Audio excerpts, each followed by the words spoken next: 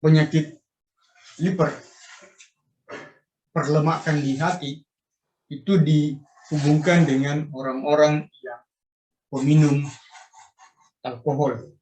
Sebab umumnya mereka yang mengalami penyakit liver, perlemakan di hati, itu adalah peminum alkohol.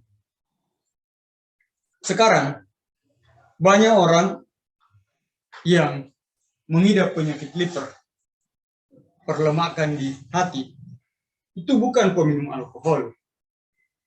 Mereka meminum minuman bergula. Jadi, gula adalah faktor penyebab yang sekarang ini dominan menyebabkan penyakit liver. Gula tidak semuanya terasa manis di lidah.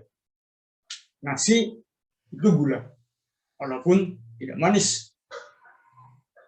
Tepung terigu itu gula, tidak terasa manis.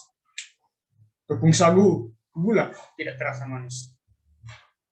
Nasi, terigu, sagu, ketika dicerna, itu pada akhirnya menghasilkan glukosa yang disebut sebagai gula darah. Sebetulnya gula ini, glukosa itu adalah bahan bakar yang memberi kita energi. Sehingga kita akan selalu bergantung, berharap ada glukosa dalam tubuh sebagai sumber energi.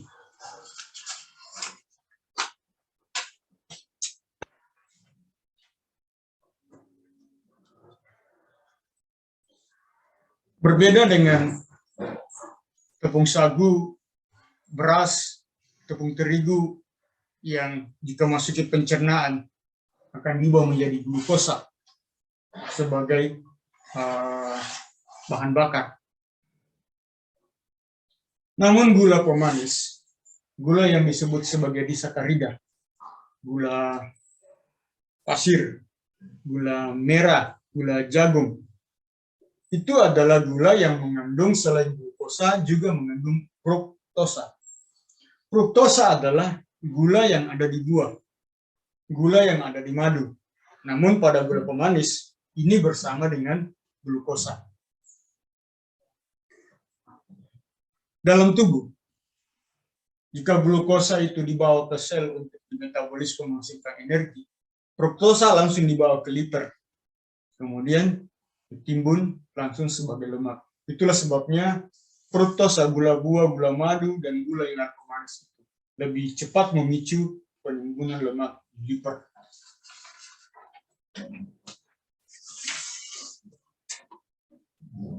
Ketika liver memproduksi banyak lemak, maka lemak ini akan diangkut ke sel lemak. Pengangkut lemak itu disebut lipoprotein. Dan dalam pemeriksaan dokter, pengangkut lemak ini biasanya disebut sebagai kolesterol jahat. Sebetulnya bukan kolesterol, tapi lipoprotein. Yang tugasnya salah satunya adalah mengangkut lemak, disebut LDL. Jadi, penimbunan lemak di liver itu berbanding lurus dengan jumlah LDL, jumlah lipoprotein, yang orang sebut sebagai kolesterol jahat.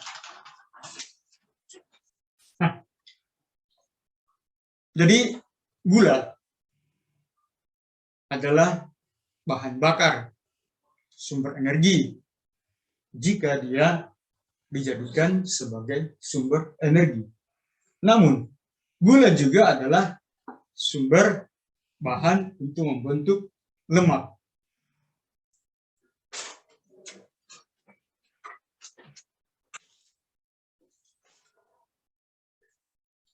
Gula akan dijadikan bahan bakar jika gula itu masuk ke dalam sel dan akhirnya memasuki mitokondria dan menghasilkan ATP. Itu gula yang berubah menjadi bahan bakar. Untuk memasukkan gula ke dalam sel, itu membutuhkan hormon insulin yang kemudian memberi informasi kepada reseptor sel, kemudian reseptor sel kemudian membuka pintu untuk gula masuk ke dalam sel. Namun, walaupun ada insulin dalam darah, jika pesan insulin tidak direspon oleh reseptor, disebut reseptor ini resisten, tidak menerima pesan dari insulin. Maka gula tidak bisa memasuki dalam sel. Pada kondisi ini disebut resistensi insulin. Gula bertumpuk di dalam darah, namun kurang di dalam sel. Solusinya, gula harus diubah menjadi lemak. Dan liver adalah tempat yang paling utama, tempat paling dominan sebagai organ yang akan membuat keseimbangan gula. Maka kelebihan gula itu ditimbun oleh insulin di liver. Makin tinggi kadar insulin darah, makin lama insulin dalam darah, makin banyak lemak yang ditimbun di liver. Jadi ada hubungan yang berbanding lurus antara kadar insulin darah dengan kadar lemak yang ditimbun dalam darah. Resistensi insulin, semakin banyak insulinnya, semakin parah resistensi insulinnya, semakin banyak lemak yang ditimbun di liver.